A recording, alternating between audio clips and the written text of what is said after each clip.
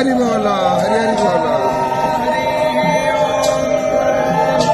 ओम श्री परमात्मने पुरुषोत्तम योगः श्री भगवानुवाच ऊर्ध्वमूलमः शाखमस्मत्थन्तहुरव्ययम् छन्दांसि यस्य पर्णानि यस्तं वेद स वेदवित् अधाश्च ऊर्ध्वं प्रसृतास्तस्य शाखा गुणा प्रवृद्धा विषयप्रवाल न सम्प्रतिष्ठा अस्मत्थमेनं सुविरूढमूलमसङ्गशस्त्रे न दृढेन चित्वाम् तथा पदं तत्परिमार्गितव्यं यस्मिन् गता न निवर्तन्ति भूयः ते सूर्यो न शशाङ्को न पावकः यद्गत्वा न निवर्तन्ते तद्धामं परमं मम पश्यन्ति ज्ञानं हरि बोला, हरि हरि बोला, हरि हरि बोला।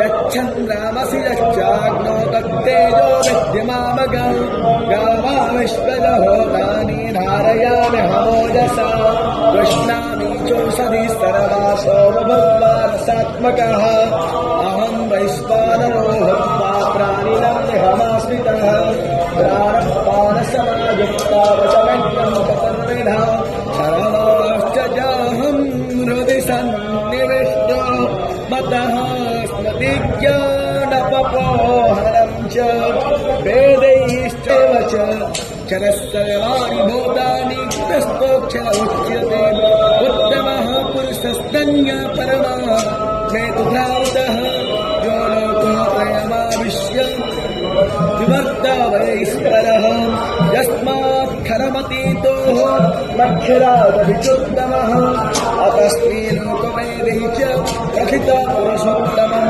यो उपनिषत्सु ब्रह्मविद्यायां योगशास्त्रे श्रीकृष्णार्जुनसंवादे पुरुषोत्तमयोग नाम पञ्चदशोऽध्यायः कृष्णार्पणमस्तु। कृष्णाय वासुदेवाय हरये परमात्मने प्रणतः नमः। हरिः ओम्।